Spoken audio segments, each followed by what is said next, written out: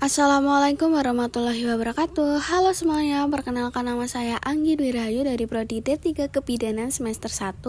Di sini saya akan menjelaskan materi mengenai sistem muskuloskeletal.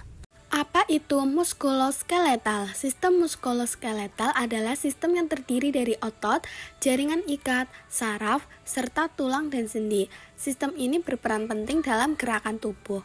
Oleh karena itu, bila sistem muskuloskeletal terganggu, kemampuan dalam bergerak dan melakukan aktivitas pun bisa terganggu.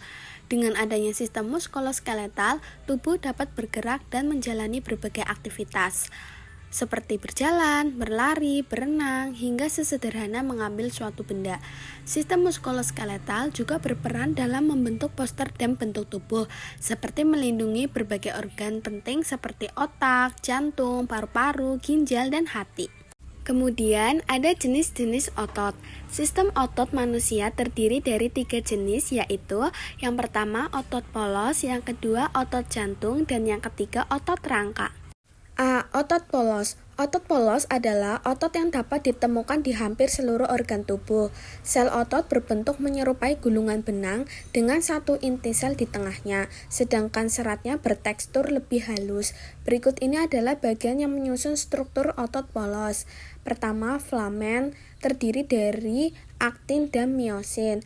Yang kedua, badan padat atau dense body untuk mengikat antar serat otot, dan yang ketiga saraf otonom untuk mengontrol kerja otot polos secara otomatis. Selanjutnya, fungsi otot polos sangat banyak karena otot ini terdapat pada hampir seluruh organ tubuh, seperti pembuluh darah, lambung, usus, dan saluran kemih.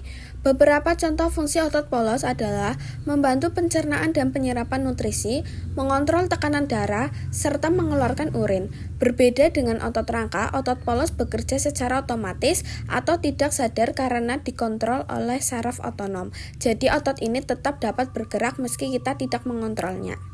B. Otot jantung. Otot jantung adalah otot yang hanya terletak di jantung. Sel otot ini memiliki tampilan seperti lurik yang hampir sama dengan otot rangka, tetapi bentuk sel ototnya bercabang dan hanya memiliki satu inti sel. Ada beberapa bagian yang menyusun struktur otot jantung, yaitu epikardium, lapisan luar tipis yang mengelilingi otot jantung. 2. Endokardium, lapisan yang menyelimuti otot jantung bagian dalam. Otot jantung berfungsi untuk memompa darah ke seluruh tubuh dan mengontrol tinggi rendahnya denyut jantung. Sama halnya dengan otot polos, otot jantung bekerja secara otomatis atau tidak sadar karena dikontrol oleh saraf otonom. C. Otot rangka. Otot rangka adalah otot yang menempel pada tulang.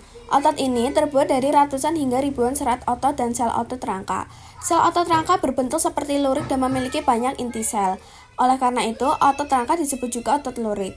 Selain sel otot rangka, ada bagian lain yang menyusun struktur otot rangka, yaitu tendon, bagian pangkal otot yang menempel ke tulang, epimysium, lapisan yang membungkus satu jaringan otot, dan filamen otot, serat otot yang mengandung aktin dan miosin.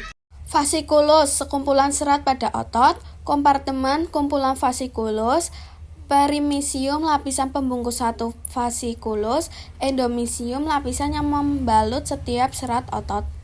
Selanjutnya, sistem rangka manusia adalah rangkaian tulang dan sendi yang menjadi dasar bentuk tubuh manusia. Dengan adanya sistem ini, manusia dapat bergerak dan berbagai organ penting di dalam tubuh pun dapat terlindungi. Manusia umumnya terlahir dengan 300 tulang, namun seiring dengan bertambahnya usia, beberapa jaringan tulang akan menyatu dan membentuk sekitar 206 tulang di dalam tubuh. Setiap tulang memiliki peran penting untuk memastikan semua mekanisme tubuh berfungsi dengan baik. Berikut di samping kiri terdapat gambar mengenai rangka manusia dan nama-namanya. Fungsi sistem rangka pada manusia yaitu yang pertama menopang dan memberi bentuk tubuh, kedua mendukung pergerakan tubuh, ketiga melindungi organ dalam tubuh, keempat melindungi sistem saraf, kelima memproduksi sel darah merah, keenam menyimpan mineral dan nutrisi, dan yang ketujuh sebagai tempat melekatnya otot yang memiliki peran penting dalam sistem gerak manusia. Sistem rangka manusia terbagi menjadi dua, yaitu rangka aksial dan rangka apendikular. Rangka aksial terdiri dari tengkorak, tulang belakang, tulang rusuk, tulang dada. Rangka apendikular terdiri dari gelang bahu dan gelang pinggul. Sistem rangka manusia bekerja sama dengan otot, tendon, ligamen, dan jaringan ikat lainnya untuk membentuk sistem muskuloskeletal atau sistem gerak tubuh. Tulang merupakan alat gerak pasif, artinya tulang hanya dapat bergerak jika ada bantuan dari otot. Selanjutnya, rangka aksial manusia terdiri dari tulang-tulang di kepala, leher, punggung, dan dada. Rangka apendikular manusia terdiri dari tulang-tulang lainnya atau tulang-tulang yang melekat atau menempel pada rangka aksial. Kelainan atau gangguan pada sistem muskuloskeletal.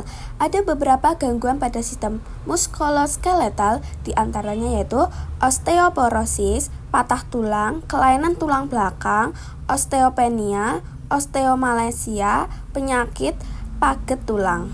Sekian dan terima kasih telah menyaksikan video saya. Mohon maaf apabila ada kesalahan dan kekurangan. Terima kasih. Wassalamualaikum warahmatullahi wabarakatuh.